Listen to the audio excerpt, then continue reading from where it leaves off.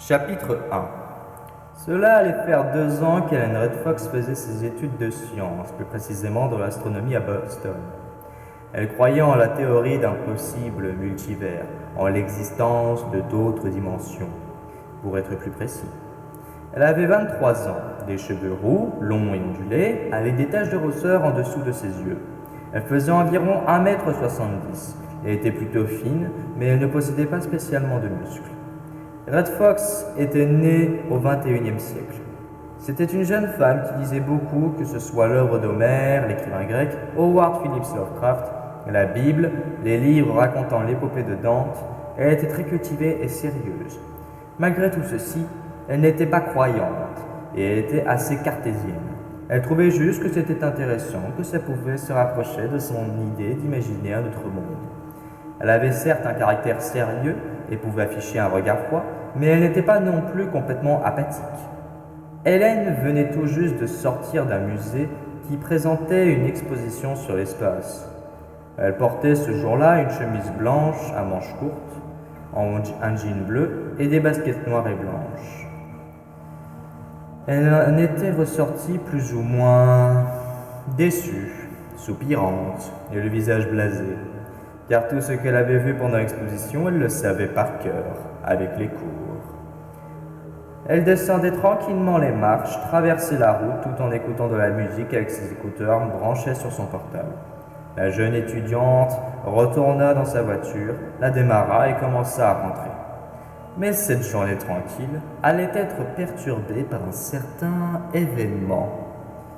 En effet, elle eut une peur immense, car une voiture de la rue d'à côté allait lui rentrer dedans. Les voitures respectives des deux individus s'étaient entrechoquées, et Ellen vit sa vie tout entière pendant une seconde passer devant ses yeux, avant de frapper violemment sa tête contre le volant, occasionnant une perte de conscience.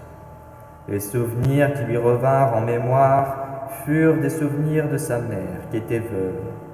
Sa mère venait d'Irlande. Les conditions de vie étaient difficiles à cause d'une crise économique du pays.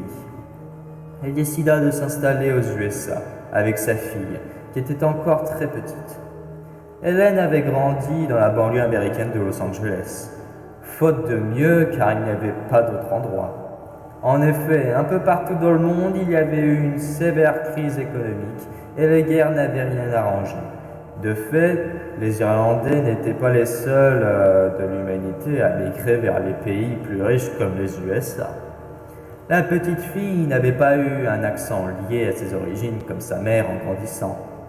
Les conditions de vie étaient misérables. On pouvait entendre les fusillades des gangs de rue à l'extérieur, ce qui était devenu pratiquement un quotidien. Les forces de l'ordre en patrouille ne passant parfois même pas pour éviter de se faire descendre dans leur véhicule. Ils venaient seulement quand un cadavre avait été signalé. Mais là encore, parfois cela n'arrivait pas car le voisinage avait peur des représailles du gang local. Les souvenirs avaient défilé très rapidement, ce qui pouvait expliquer pourquoi tout passait si vivement.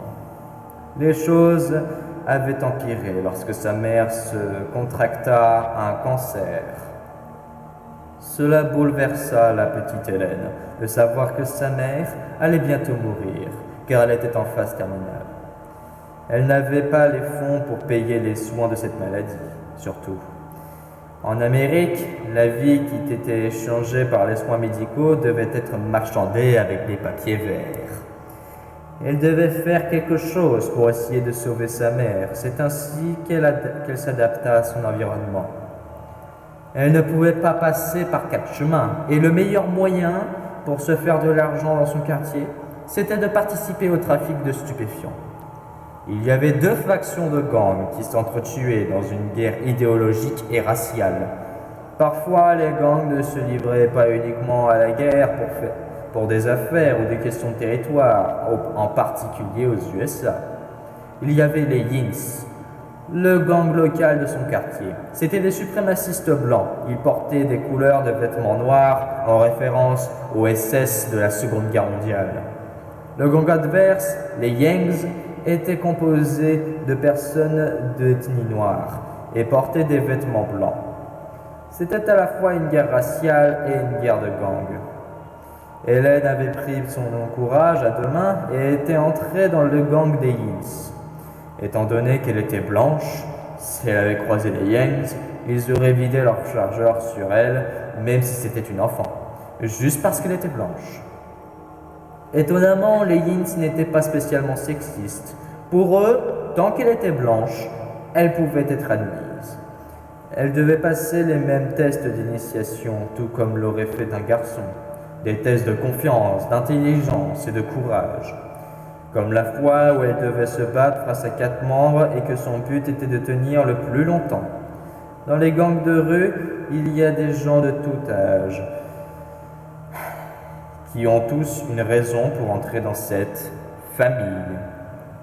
Elle se souvenait bien qu'avant, c'était compliqué d'aller à l'école en longeant la frontière qu'il y avait entre les différents territoires. Elle s'était déjà fait tirer dessus, mais elle n'avait rien eu de grave. Les gangs de rue recrutent des enfants de plus en plus jeunes, donc le fait qu'elle avait 13 ans à ce moment-là ne leur posait pas de problème. Elle comptait utiliser l'argent de ce travail illégal pour aider à financer les soins de sa mère. Cette période fut l'une des plus sombres de sa vie, se rendant compte d'à quel point le monde était cruel et sans pitié envers les faibles. Elle avait appris à utiliser une arme à feu, à vendre de la drogue, malgré son handicap qui lui causait des difficultés de communication. Puis un jour, alors qu'elle faisait son travail de nuit, elle croisa un Yangs, qui était certainement en train de chercher une proie. Et il l'avait trouvée. Le gangster, qui devait avoir le même âge qu'elle, la fixait.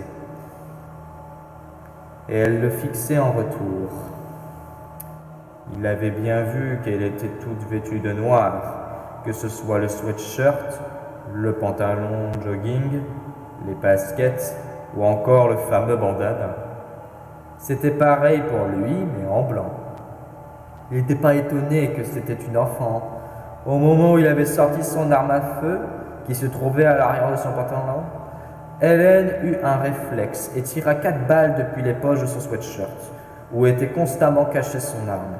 Le bruit sourd des coups de feu l'avait marqué, car à chaque coup qu'elle entendait, le métal traversait le corps du Yang. Le petit n'avait pas hésité à sortir son arme. Probablement que ça ne devait pas être la première fois qu'il tuait quelqu'un dans cette jungle de pierres et sales qui les entourait. Le gangster s'écrasa sur le sol et mourut, baignant dans son sang, lequel n'était pas plus différent que celui d'un blanc. Les battements de cœur d'Hélène allaient à toute allure. Elle venait de commettre l'acte impardonnable, celui de tuer une personne, l'un des pires crimes condamnables par la loi. Elle était morte de peur en voyant le cadavre se vider de son liquide rouge sur le sol de la ruelle. Elle avait les larmes aux yeux, et ce ne fut qu'aux aboiements d'un chien qui était dans le voisinage qu'elle se raisonna et rentra chez elle en courant. Heureusement pour elle, personne n'avait vu la scène. Aucune langue ne pouvait dire qu'elle était partie de chez elle pour ensuite rentrer à la maison quelques heures plus tard. Un véritable bouleversement dans sa vie, se disant qu'elle avait causé du mal à une famille, que si la religion était vraie, est-ce qu'elle avait pris son ticket pour l'enfer? Ce genre de choses. Puis elle finit par arrêter de se poser des questions, après avoir réfléchi toute la nuit. Elle ne pouvait pas s'arrêter, car ça n'allait pas être la seule fois où elle tuerait quelqu'un. Elle ne se posa pas de questions sur Dieu. Car s'il avait réellement existé, le monde n'aurait pas été tel qu'il était. C'était sa manière de penser pendant toute sa carrière criminelle et même après. Cependant, ses ennuis étaient loin d'être finis, car l'état de sa mère s'était aggravé. Et à chaque fois que le gang demandait la moitié de ce qu'elle avait gagné à chacune de ses nuits ou de ses journées, elle ne gagnait déjà pas grand-chose à cause de son handicap. Les clients éprouvaient des réticences à acheter ces substances par la communication qui était compliquée. Elle redoublait d'efforts, arrêtant d'aller à l'école pour se consacrer à sa vie de gang jour et nuit. Une autre soirée qui l'avait marquée fut qu'un client ne voulant pas de ce qu'elle vendait. Il voulait la payer pour qu'elle lui rende des services de prostitution. Elle n'avait que 14 ans cette nuit-là. Il n'hésitait pas à le tuer dans sa voiture, utilisant tout son chargeur. Durant ses tirs, elle n'éprouvait pas de la peur, mais de la haine. Elle sentait qu'elle le faisait souffrir à chaque fois qu'elle pressait la détente. Elle n'était pas majeure, elle l'avait tué par justice selon elle. Elle vola l'argent du pédophile et s'en alla tout simplement. Mais toutes les personnes qu'elle avait tuées dans sa vie n'étaient pas forcément de mauvaises personnes. Elle avait beaucoup de remords et se disait qu'elle faisait ça pour sa mère. Mais est-ce qu'une vie valait mieux qu'une autre? C'était une question qui revenait, mais qu'elle essayait d'ignorer. Après tout, dans un gang, ce sont les affaires qui passent avant la vie humaine. Quand on travaille avec des criminels, il ne faut jamais trop se poser de questions sur la moralité de ses actes. Elle n'était pas une enfant après avoir goûté aux deux sentiments lorsqu'on tue quelqu'un. Celui d'avoir de la haine et de ne pas éprouver de regret, et celui où on en a. Ceux qu'on aurait aimé à ne pas commettre.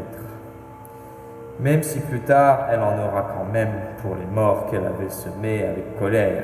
Elle aurait voulu qu'il ne se serait pas embrigadé dans le crime. Mais si la vie était faite de si, le monde serait bien meilleur pour qui que ce soit. 2 ans plus tard, sa mère mourut. Hélène sombra dans une sérieuse dépression depuis, ce qui encombra les activités de son gang. Il lui demandait de se ressaisir car elle ne servait strictement à rien depuis quelque temps. Suite à ces mots, Hélène prit conscience que son gang n'en avait strictement rien à faire de la vie de sa mère. Tout ce qui les intéressait était que la petite travaillait et qu'elle leur rapportait de l'argent. S'ils étaient un peu plus altruistes et qu'ils ne lui avaient pas pris à chaque fois 50% de son argent, peut-être que sa figure maternelle serait encore là, en face d'elle. Le jour des funérailles fut le pire jour de toute sa vie. Depuis le début, ceux qui étaient ses alliés étaient en vérité ses pires ennemis. Alors, lors d'une nuit, pendant que tous les yins s'étaient réunis, la gamine avait pris la Kalachnikov qu'elle avait pu s'acheter, au cas où un jour les Yangs devaient attaquer le quartier. Elle se plaça devant la maison, accompagnée de quelques cocktails Molotov qu'elle avait fabriqués elle-même. Elle pointa son arme et ouvrit le feu, balayant son arme de droite à gauche, arrosant les murs, brisant les fenêtres, faisant retentir le chant de rage de l'arme dans tout le quartier. Elle avait d'abord tiré dans les fenêtres, là où elle pouvait les voir, leur faisant traverser le métal des projectiles à l'intérieur des corps des suprémacistes. Puis elle rechargea, et un membre du gang tenta de répliquer en sortant de la maison, mais il fut criblé de balles avant de pouvoir tirer ne serait-ce qu'une seule fois, tombant sur le tapis, raide mort. Elle décida de pénétrer dans le bâtiment.